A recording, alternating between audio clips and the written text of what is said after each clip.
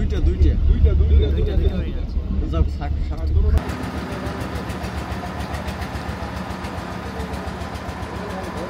এটা হচ্ছে ডাবল, যেখানে দুজন আর কি থাকতে পারবেন, দুজন প্যাসেঞ্জার। আর এই দিকটা হচ্ছে সিঙ্গেল। এই যে প্রপেলারগুলো দেখছেন, এগুলোই কিন্তু এই জাহাজের সঙ্গে আর কি লাগানো আছে পেছনে। এনাদের যে পরিকল্পনা আগামী দিনে এই জায়গাটা হবে হচ্ছে সুইমিং পুল।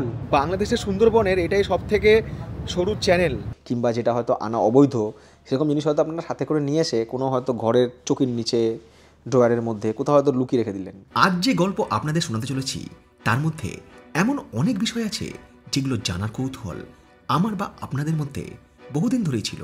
জলপথে ক্রুজ কিভাবে অপারেট করা হয়, কোন নদী কতটা গভীর সেটা কিভাবে জানতে পারা যায়, বাংলাদেশের সুন্দরবনে কোন কোন প্রাণীর দেখা পাওয়া যায়, জলপথে আন্তর্জাতিক সীমানা কিভাবে নির্ধারণ করা হয়, এক দেশ থেকে অন্য দেশে কাস্টমস ইমিগ্রেশন কিভাবে করা হয়, ইত্যাদি অনেক কিছু কৌতূহলের নিরসন হবে আজকের এই পর্বে। সব মিলিয়ে একটা কথাই বলতে পারি, এই লেভেলের ব্লগ বানানোর সুযোগ এর আগে কোনোদিনই হয়নি।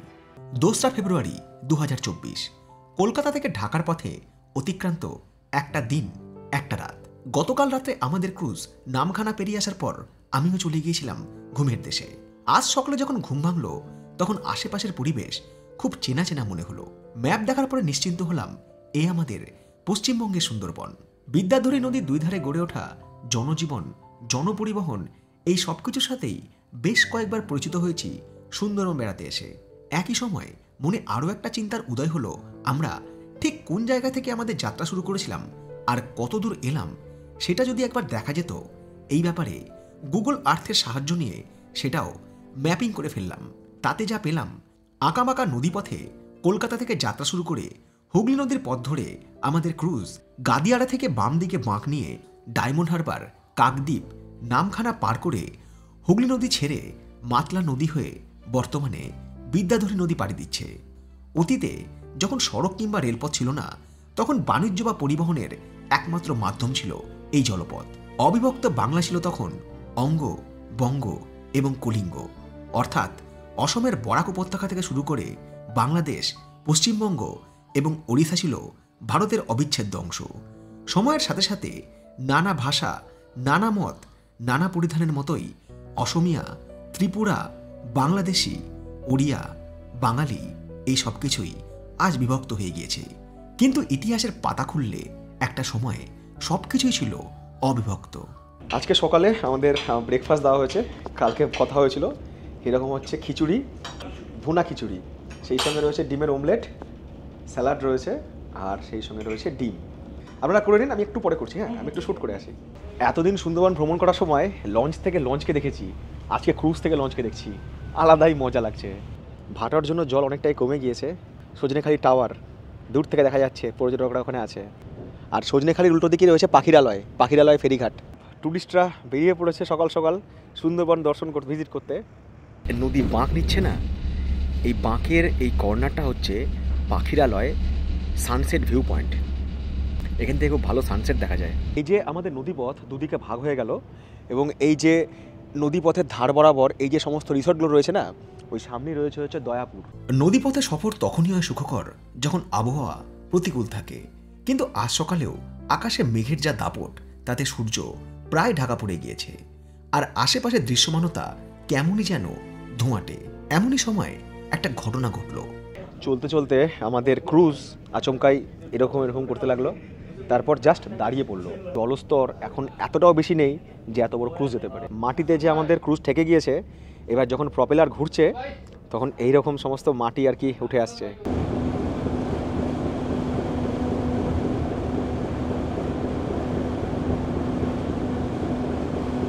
চেষ্টা করা হচ্ছে ক্রুজকে কখনো সাইডে নিয়ে গিয়ে, কখনো পেছনে নিয়ে গিয়ে, সামনের দিকে এগিয়ে নিয়ে যাওয়ার, বাট মুশকিল।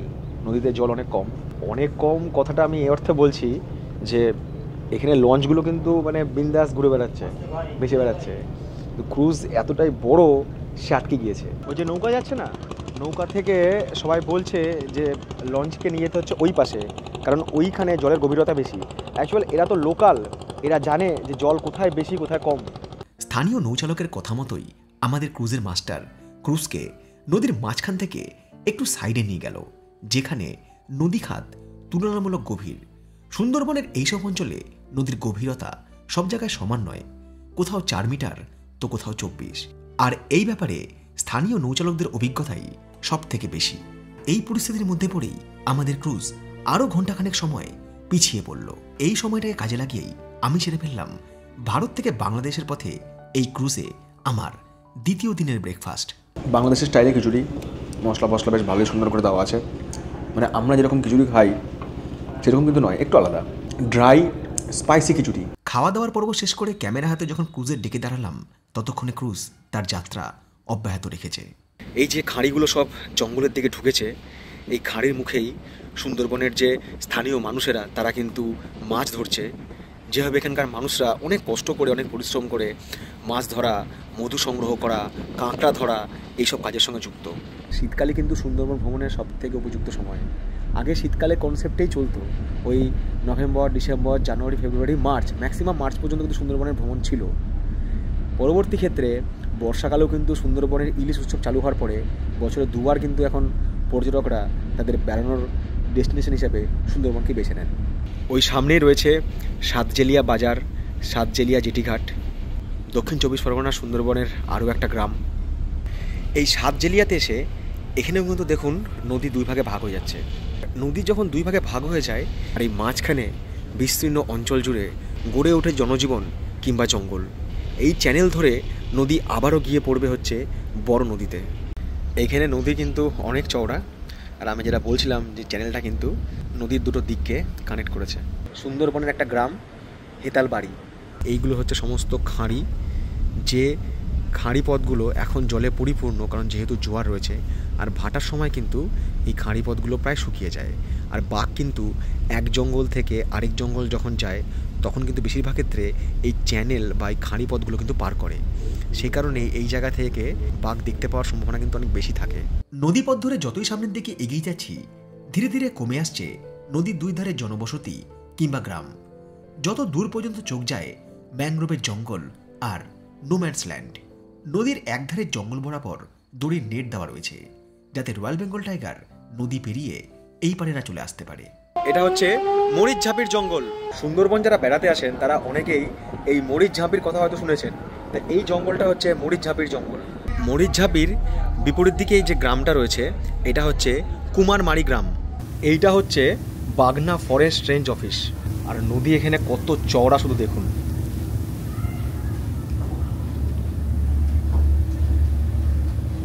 আমাদের ডান দিকে ছিল হচ্ছে বাগনা ফরেস্ট রেঞ্জ অফিস। এই জায়গায় এসে নদীর 4টে মুখ, একটা এদিক থেকে আসছে, একটা পেছন দিক থেকে এলাম, একটা ওই সামনের দিকে যাচ্ছে, আর একটা যাচ্ছে হচ্ছে ডান দিকে। 4টে মুখ এখানে নদী। পাখিরালয় থেকে যাত্রা কন্টিনিউ রেখে নদী পথে হেতালবাড়ি, মরিচঝাপি, কুমিরমারি গ্রাম পেরিয়ে আমাদের ক্রুজ এসে পৌঁছে গিয়েছে হেমনগরের কাছে। সুন্দরবনের এই হেমনগরে রয়েছে ভারতের কাস্টমস বিভাগ। অদূরেই স্পিডবোটে টহল দিচ্ছে ভারতের সীমান্ত রক্ষা বাহিনী। হেমনগরের কিছু আগেই ক্রুজের স্টাফ এসে যাত্রী এবং ট্যুরিস্ট সবার হাতেই এই বিধিমালা ধরিয়ে দিলেন, যেখানে আমদানি বা ইম্পোর্ট সংক্রান্ত বেশ কিছু নির্দেশনামা রয়েছে। যারা যাত্রী পর্যটক নন তারা কি কি নিয়ে আসতে পারবেন ভারতবর্ষ থেকে, তার একটা লিস্ট এবং তার জন্য কত কি খরচ সেটা একটা দেওয়া হয়েছে। এরপরেই আসবে হচ্ছে হেমনগর। এখানে ইন্ডিয়ান কাস্টমস রয়েছে, এখানে একবার চেক হবে আমাদের ক্রুজ বা আমাদের ক্রুজে যারা যাত্রী তাদেরকে এখানে চেক করা হবে। কারণ হেমনগর পার করার কিছু পরেই রয়েছে হচ্ছে সুন্দরবন 0 পয়েন্ট, এবং তারপরেই আন্তর্জাতিক সীমানা ধরে আমরা আস্তে আস্তে প্রবেশ করব বাংলাদেশে। আর ওই যে সমস্ত মালবাহী বার্জগুলো দাঁড়িয়ে আছে ওখানেই হচ্ছে হেমনগর। সড়ক পথে, রেলপথে কিংবা বিমান পথে যারা এক দেশ থেকে অন্য দেশে যান তাদের কাস্টমস কিংবা ইমিগ্রেশন কোনো একটা প্রতিষ্ঠানে হয়, কিন্তু ভারত থেকে বাংলাদেশের পথে এই ইমিগ্রেশন বা কাস্টমস হবে নদীর মাঝখানে। এখানে চেয়ার এবং টেবিল পেতে দেওয়া হয়েছে, যেখানে আর কি বসে কাস্টমসের অফিসাররা তাদের ডকুমেন্টেশনের কাজ এগুলো করবেন। এই জায়গাতে নদীতে জলের টান আর গভীরতা দুটোই বেশি। ঠিক এই কারণেই আমাদের ক্রুজের যে অ্যাঙ্কার সেটাকে নামিয়ে দেওয়া হলো, বা চলতি কথায় নোঙর করা হলো। তো যেহেতু এখানে নদীর ভালোই স্রোত রয়েছে এবং নদী এখানে গভীরতা প্রচুর রয়েছে, তো ওই জন্যই আর কি আমাদের এখানে নোঙর ফেলে দেওয়া হলো। মিনিট 20 পরেই সেই দুটো বোটে দেখা মিলল, যাতে করে ভারতের কাস্টমস অফিসার এবং নিরাপত্তারক্ষীরা আমাদের ক্রুজে এলেন। যারা সমস্ত অফিসার রয়েছেন তারা তাদের ছোট ছোট লঞ্চে এখানে এসছেন এবং এইভাবেই আর কি তারা ট্রান্সফার হবেন আমাদের ক্রুজে। শুধু যাত্রীবাহী ক্রুজ বলেই নয়, ভারত থেকে বাংলাদেশ কিংবা বাংলাদেশ থেকে ভারতের পথে যে সমস্ত মালবাহী জাহাজ কিংবা বার্জগুলো চলে তাদের কাস্টমস সংক্রান্ত কাজগুলো এই হেমনগরেই হয়। যারা কাস্টমস তাদের সমস্ত ডকুমেন্টেশনের কাজ এদিকে চলছে এই টেবিলে। খারাপ আবহাওয়ার কারণে সেদিন হাওয়ার বেগ ছিল প্রবল, একই সঙ্গে নদীতে ভরা জোয়ার। অ্যাঙ্কার ফেলে দেওয়ার পরেও ক্রুজ কিছুতেই স্থির হচ্ছিল না। এই কারণেই আমাদের ক্রুজকে বাঁধতে হলো জলে ভেসে থাকা বিরাট আকৃতির বোয়ার সঙ্গে, যে ব্যাপারটাও খুব একটা সহজ ছিল না। কত বছর ধরে এগুলো জলের মধ্যে থেকে থেকে মরচে ধরে গেছে।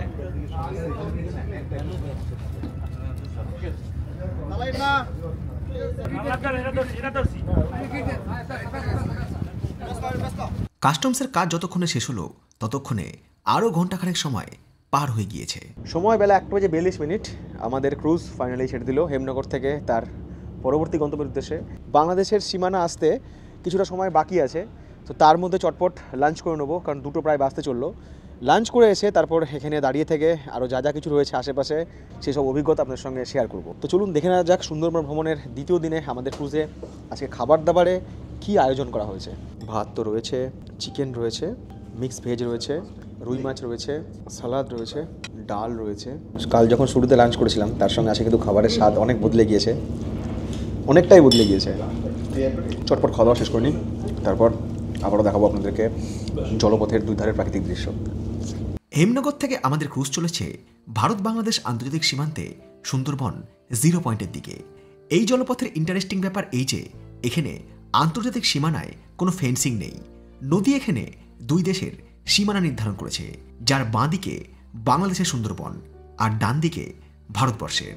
নদীর এপারে বা ওপারে কিন্তু কোনো রকম কোনো বাড়িঘর নেই। সুন্দরবনে যারা বেড়াতে আসেন তাদের যে লঞ্চ সেগুলো কিন্তু এইদিকে আসার অনুমতি নেই। বিশেষ অনুমতি ছাড়া এই আন্তর্জাতিক সীমান্তে কোনো ট্যুরিস্ট লঞ্চকে আসতে দেওয়া হয় না। নদী যে এখানে শান্ত একথা মোটেই বলা চলে না। এইদিকে রয়েছে আমাদের ক্রুজ এবং মাঝে মধ্যে বাংলাদেশ থেকে ভারতের পথে যে সমস্ত পণ্য পরিবহনকারী বার্জগুলো রয়েছে সেগুলো রয়েছে। আর এই জঙ্গলের পথ ধরে যাওয়ার সময় বন্য প্রাণীর দর্শন পেলেও পেতে পারেন। আমাদের এই দাদা একটু আগে হরিণ দেখেছে এই দিকটাতে, কারণ ওইদিকে এত বেশি লঞ্চ চলে, তো প্রচুর পর্যটক, চিৎকার চেঁচামেচি হই হই আওয়াজ। নদীর ধারে কাছে কিন্তু কোনো বন্য প্রাণী চট করে আসে না। এদিকে হয়তো কালে কশ্মিনে বা অনেক সময় অন্তর অন্তর হয়তো একটা বার্জ বা আমাদের ক্রুজ হতে যাচ্ছে। যদি আপনাদের ওইদিকে দৃষ্টি থাকে নদীর এই পারে এবং ওই পারে, এবং যদি কপাল ভালো থাকে তাহলে কিন্তু বন্যপ্রাণীর দেখা পাওয়া গেলেও যেতে পারে। আর যে লেভেলে এখানে জলস্তর, মাঝে মধ্যে হাওয়া দিচ্ছে, নদী কিন্তু কখনো সখনো উত্তাল হয়ে যাচ্ছে। ওই দিক থেকে হয়তো কোনো নদী আসছে, এই দিক থেকে একটা নদী যাচ্ছে, দুটো নদীর মিল হচ্ছে, জলের মধ্যে ঢেউ খেলছে। এই জায়গায় যদি লঞ্চে করে আসা যায় তাহলে কিন্তু ভয় লাগবে। বাট এই ক্রুজ এত বড় না, জাস্ট স্মুথ চলছে আমাদের ক্রুজ। সুন্দরবন বেড়াতে বেড়াতে কখনো বিরক্ত হয়ে গেছে যে একই সুন্দরবন, একই খাওয়া দাওয়া, একই জায়গা, প্রত্যেক বছর যাই, তারা অন্তত একবার এই ভারত বাংলাদেশের এই যে ক্রুজ, এই ক্রুজে করে কিন্তু আপনারা একবার জার্নি করুন। সুন্দরবনের যে সৌন্দর্য এখনও অবধি আপনারা দেখে উঠতে পারেননি সেটাও কিন্তু আপনারা দেখবেন এই জার্নিতে। দরকার পাসপোর্ট, ভিসা তো এরাই করে দেবে, ভিসা নিয়ে আপনার কোনো চাপ নেই। স্লিপার বেড বুক করুন, ডবল বেড বুক করুন, সিঙ্গেল বুক করুন, ঘুরে নিন 4টে দিন। এই অভিজ্ঞতাটা আমার মনে হয় প্রত্যেকটা ভ্রমণপ্রিয় বাঙালির জীবন অন্তত একবার দরকার। এটা হচ্ছে বুড়ির ডাবরি ফরেস্ট ক্যাম্প। জিওর নেটওয়ার্ক পুরোপুরি চলে গিয়েছে এই 0 পয়েন্টে এসে। এয়ারটেল এখনও চলছে। আর এক্ষেত্রে যারা ভারতবর্ষের পর্যটক তাদের সমস্যা হবে, কারণ বাংলাদেশ সিম তো আপনাদের কাছে হয়তো নাও থাকতে পারে। এই বোটে ওয়াইফাইয়ের ব্যবস্থা থাকে, তাহলে আপনাদের সুবিধা হবে ফোন টোন করতে বা নেট সার্ফিং করতে। এটা কিন্তু ভারতবর্ষের নৌকা, হ্যাঁ। এনারা ফটো তুললেন আমাদের ক্রুজের। ফাইনালি আমরা প্রবেশ করেছি বাংলাদেশের টাইম জোনে, কারণ বাংলাদেশের সময় অনুযায়ী এখন 3:52। ভারতবর্ষের সময় অনুযায়ী এখন সময় 3:22।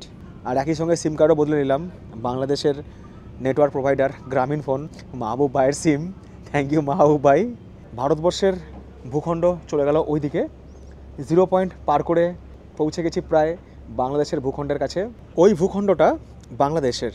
আর ওই যে দূরে ক্যাম্প দেখাচ্ছে ওটা হচ্ছে কাশিগাটা ফরেস্ট ক্যাম্প। বড় নদী ছেড়ে আমাদের ক্রুজ প্রবেশ করলো তথাকথিত দুই ধারে জঙ্গলে ঘেরা একটা চ্যানেলে, যার নাম কাঁচিকাটা খাল। আর সোজা নদী চলে গিয়ে মিশেছে বঙ্গোপসাগরে। কাঁচিকাটা খাল আর কাশিগাটা ফরেস্ট ক্যাম্প।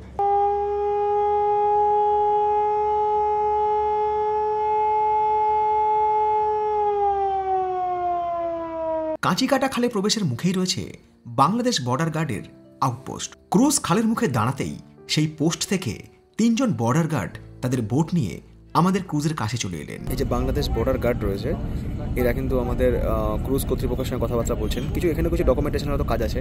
কিছু ডকুমেন্টেশনের কাজকর্ম করার পর তারা ফিরেও গেলেন। আমাদের ক্রুজ আবারও যাত্রা শুরু করলো বাংলাদেশের সুন্দরবনের পথে কাঁচি কাটা খাল ধরে। প্রকৃতি, পরিবেশ, সবুজ, গাছপালা, আকাশ, বাতাস, আলো সব কিছু এক, শুধু দুটো দেশই আলাদা। আমি যদি না বলে দিতাম যে এটা বাংলাদেশে ঢুকলো, তাহলে আপনারা কখনো বুঝতে পারতেন না যে এটা মানে ভারতবর্ষের সুন্দরবন না বাংলাদেশের সুন্দরবন। বঙ্গোপসাগরের উপকূলবর্তী অঞ্চলে সুন্দরবন বিশ্বের সর্ববৃহৎ ম্যানগ্রোভ বনভূমি। প্রায় 10,000 বর্গ কিলোমিটার অঞ্চল জুড়ে প্রাকৃতিক নিয়মে গড়ে ওঠা এই বনভূমির 66% রয়েছে বাংলাদেশে এবং বাকি 34% ভারতবর্ষে। পদ্মা, মেঘনা, ব্রহ্মপুত্র এই 3 নদীর অববাহিকায় অবস্থিত সুন্দরবন বাংলাদেশের বাগেরহাট, খুলনা এবং সাতক্ষীরা জেলার কিছু অংশ, ভারতবর্ষের পশ্চিমবঙ্গের 2 জেলা উত্তর 24 পরগনা এবং দক্ষিণ 24 পরগনার বেশ কিছু অংশ নিয়ে গড়ে উঠেছে। 1997 সালের 6 ডিসেম্বর ইউনেস্কো সুন্দরবনকে ওয়ার্ল্ড হেরিটেজ সাইটের স্বীকৃতি দিয়েছে। সুন্দরবনে সবচেয়ে বেশি যে গাছের প্রজাতি রয়েছে তা হল সুন্দরী এবং গেওয়া। এছাড়াও এই জঙ্গলে প্রায় 300 প্রজাতির পাখি, 120 রকমের মাছ, স্তন্যপায়ী, সরীসৃপ এবং উভচর মিলিয়ে প্রায় 450 রকম বন্যপ্রাণীর বাস রয়েছে। বিকেল হয়ে গেছে, সূর্য ধীরে ধীরে অস্ত চলে। এদিকের আকাশ অনেক পরিষ্কার, মেঘ টেক বিশেষ নেই।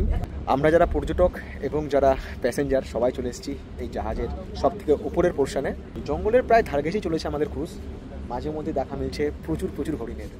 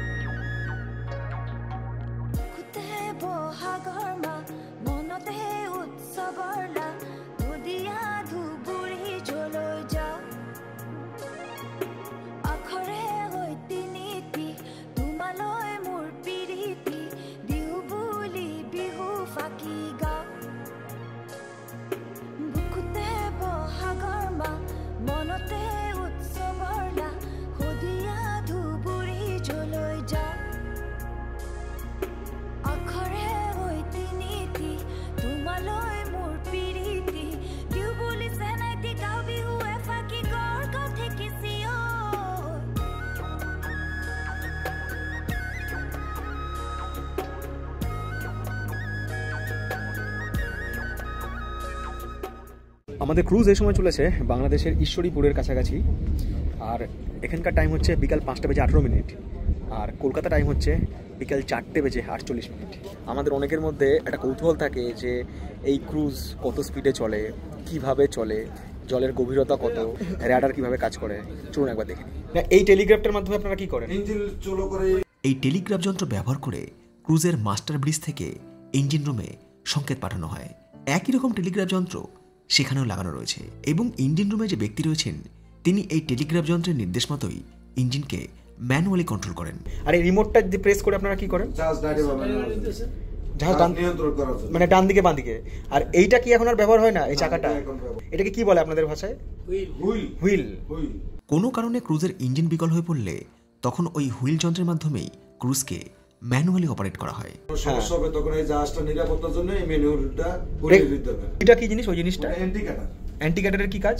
ওই যন্ত্রের মাধ্যমে দেখা হয় ক্রুজ কত ডিগ্রি ডান দিকে কিংবা বাঁ দিকে যাচ্ছে।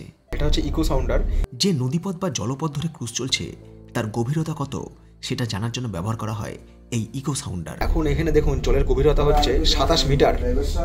VHF বা very high frequency marine radio system, যার মাধ্যমে জাহাজ থেকে জাহাজের সঙ্গে কিংবা জাহাজ থেকে হারবার মাস্টারদের সঙ্গে যোগাযোগ করা যায়। ভেরি হাই ফ্রিকোয়েন্সি মেরিন, যে কোনো পোর্টের সাথে কিন্তু কানেক্ট করতে পারবেন। আর এই হচ্ছে র্যাডার।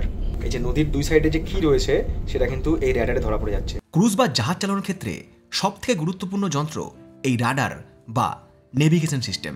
মাস্টার ব্রিজের ওপরে ঘুরতে থাকা রাডার একটি ঘূর্ণায়মান অ্যান্টেনা, যার মাইক্রোওয়েভ ফ্রিকোয়েন্সি ধরা পড়ে ক্রুজের আশেপাশে কি রয়েছে এবং সেটাই ডিসপ্লে হয় এই মনিটরে।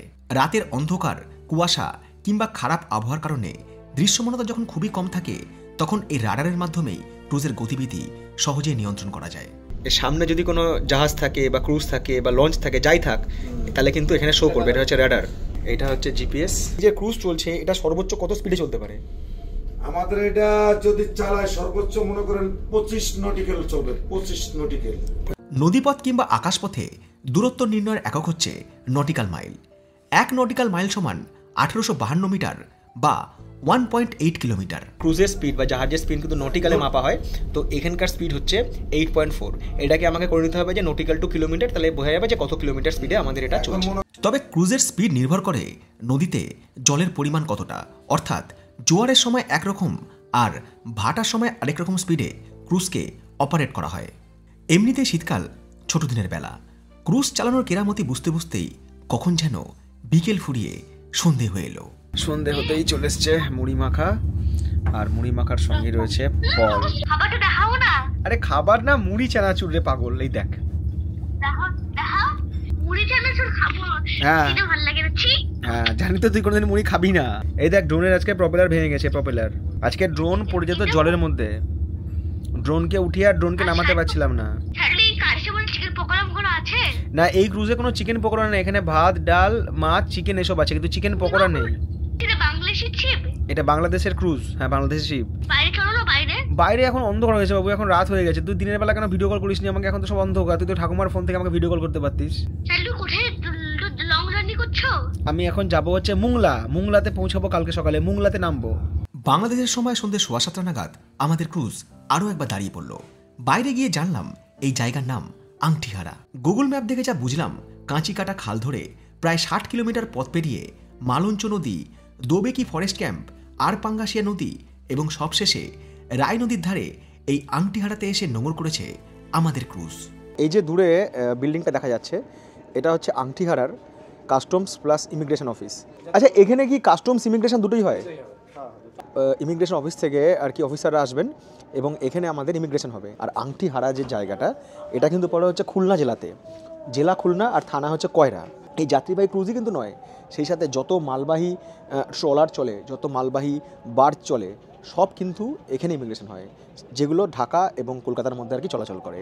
আর এখানে আবারও টেবিল পাতা হয়েছে, যে টেবিলে এসে আর কি কাস্টমস অফিসাররা বা ইমিগ্রেশন অফিসাররা এসে বসবেন এবং তাদের সমস্ত যে ডকুমেন্টেশনের কাজকর্ম এখানেই সারবেন। ইমিগ্রেশন কথাটা শুনলে আমাদের মধ্যে একটু ভয় হয়, একটু টেনশন হয় যে কী হবে না হবে। বাট এই যে ইমিগ্রেশন যে অফিসাররা এসছেন, তারা কিন্তু প্রচণ্ড ভালো বিহেভিয়ার তাদের, এবং তারা কিন্তু সত্যি যথেষ্ট হেল্পফুল। এই যে ক্রুজের যে যাত্রী পরিবহন এবং সেই সাথে ট্যুরিজম, এই দুটো ব্যাপার, এই ব্যাপারে ওনারাও খুব উৎসাহী। ভালো হবে আপনাদের এই অভিজ্ঞতা এই ক্রুজে। ঘণ্টাখানেক সময় ধরে এই ইমিগ্রেশন প্রক্রিয়া চলল।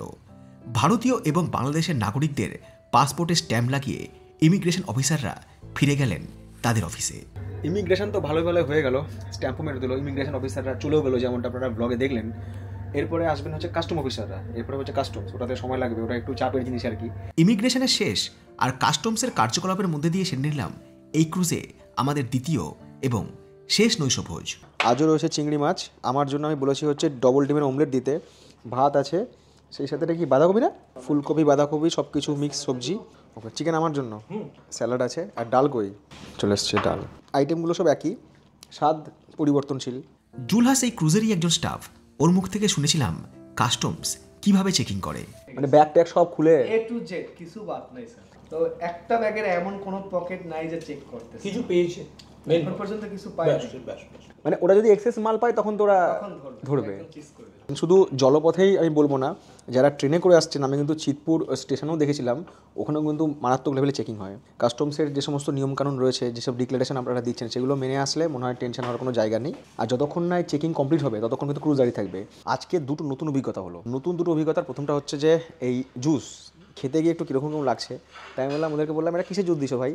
বলছে এটা ড্রাগন ফ্রুটের জুস। আমি কোনোদিন ড্রাগন ফল খাইনি, দেখেছি আমার বাড়ির লোক ড্রাগন ফল খায়। আর দ্বিতীয় অভিজ্ঞতা হচ্ছে ইমিগ্রেশন হয়ে যাওয়ার প্রায় ঘন্টাখানেক বাদে কাস্টম অফিসাররা এসেছিলো, ঘরে ঢুকে ব্যাগ ট্যাগ দেখলো। আমার তো সারাক্ষণ ঘর দরজা খোলাও থাকে আর ব্যাগপত্র খোলা থাকে, ব্যাগে তো বিশেষ কিছু নেই, ল্যাপটপ সব বিছানায় পড়ে আছে। আপনাদের কখনো মনে হতে পারে যে যেহেতু ঘরে কাস্টম ঢুকে চেক করবে, সেহেতু আপনার সঙ্গে এমন কোনো জিনিস হয়তো আছে যেটা হয়তো এখানে আনতে গেলে তার জন্য ট্যাক্স লাগে, কিংবা যেটা হয়তো আনা অবৈধ, সেরকম জিনিস হয়তো আপনারা সাথে করে নিয়ে এসে কোনো হয়তো ঘরের চৌকির নিচে, ডাস্টবিনে, বাথরুমে, ড্রয়ারের মধ্যে কোথাও হয়তো লুকিয়ে রেখে দিলেন। কাস্টমস অফিসাররা কিন্তু সব কিছু চেক করবে। ওরা কিন্তু ব্যাগ পরে চেক করলো, ওরা কিন্তু আগে এসে ঘরের যেখানে যেখানে কেউ কিছু রাখতে পারে সেগুলো কিন্তু চেক করলো। তারপরে ব্যাগ ট্যাগ তো যদি বেশি কিছু থাকে, সন্দেহজনক কিছু থাকে বা বড় সড়ো ব্যাগ হয়, ধরুন আপনি প্রচুর লাগেজ ইম্পোর্ট করছেন, ডিক্লারেশন কিন্তু লিখেই দিতে হবে যে আপনার কাছে কত ব্যাগ, কত কেজি ওজনের ব্যাগ, ব্যাগে কোনো সোনা দানা এসব জিনিস আছে কিনা। আমি যে একটা ফর্ম যেটা দেখিয়েছি এর আগে, ওই ডিক্লারেশন ফর্ম কিন্তু ফিল আপ করতে হবে। এবং যদি সেখানে ওদের কোনো কিছু সন্দেহজনক হয়, কিন্তু ফর্ম প্রত্যেকটা চেক করে, তাহলে কিন্তু আপনাকে এখানে চেক করবে। আর লাগেজপত্র যাদের নাই তাদের কোনো ব্যাপার নেই, যেমন আমরা ট্যুরিস্ট, আমাদের তো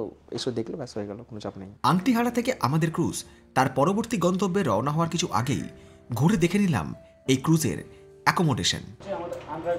আন্ডারগ্রাউন্ড লাইট জ্বলে না মনে হয়, আমি একটু লাইটটা জ্বালা দিচ্ছি।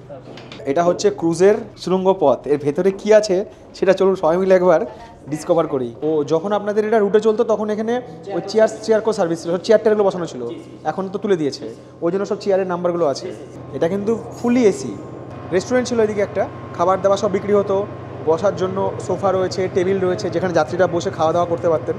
এটা হচ্ছে ক্রুজের স্লিপার সেকশন, যেখানে যাত্রীরা যান। এখানে স্লিপার বেড রয়েছে, স্লিপার বেড কত থেকে কত পর্যন্ত সেটা কিন্তু দেখুন এখানে নাম্বার রয়েছে। এটা হচ্ছে ডাবল, যেখানে দুজন আর কি থাকতে পারবেন, দুজন প্যাসেঞ্জার।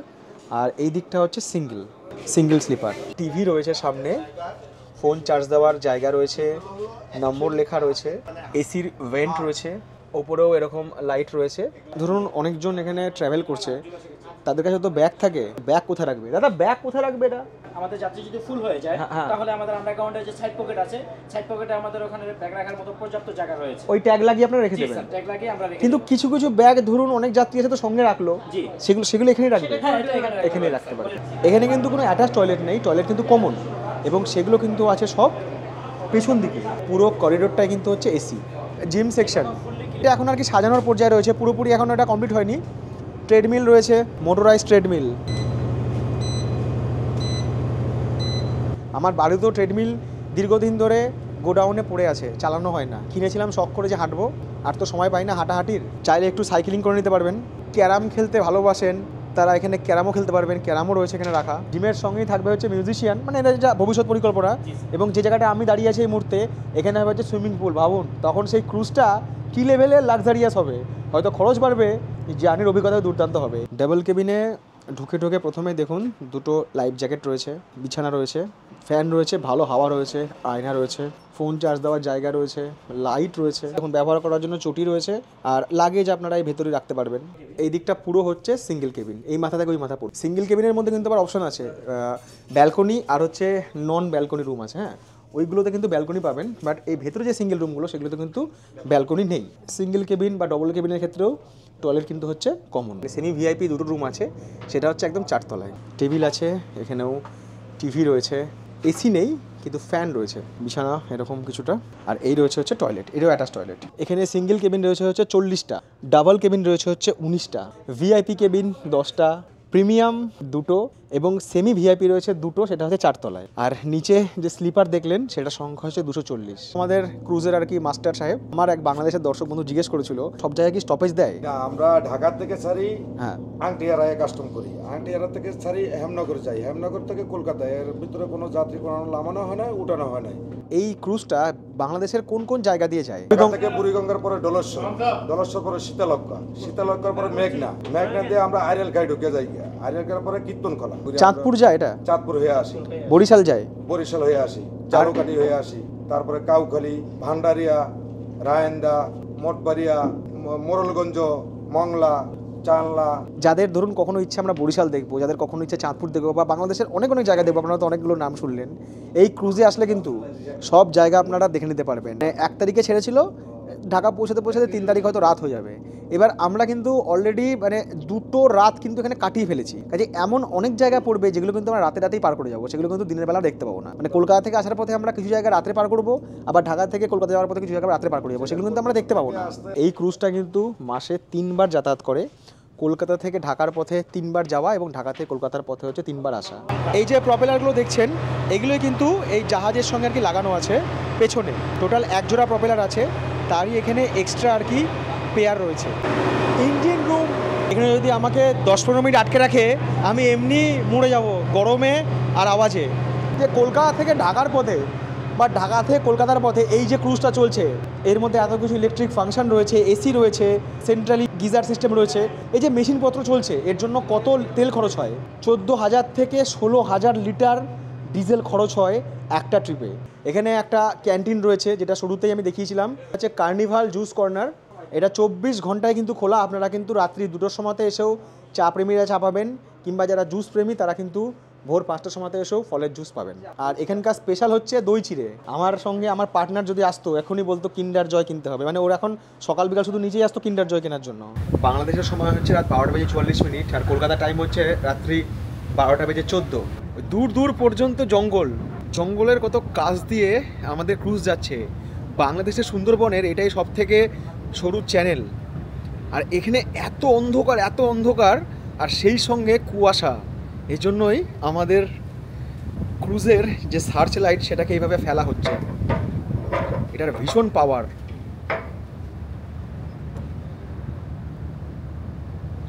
ভারত থেকে বাংলাদেশের পথে এইভাবেই কেটে গেল আমার দ্বিতীয় দিন এবং শেষ রাত। পরের দিন সকালে ঘুরে দেখেছিলাম বাংলাদেশের সুন্দরবন, আর মিস করিনি খুলনার চুইঝাল। ফিরছি সেই গল্প নিয়ে পরবর্তী পর্বে। সবাই ভালো থাকুন, শুভরাত্রি। দেখা হচ্ছে আপনাদের সাথে পরবর্তী ব্লগে বাংলাদেশের সুন্দরবন নিয়ে। Love you.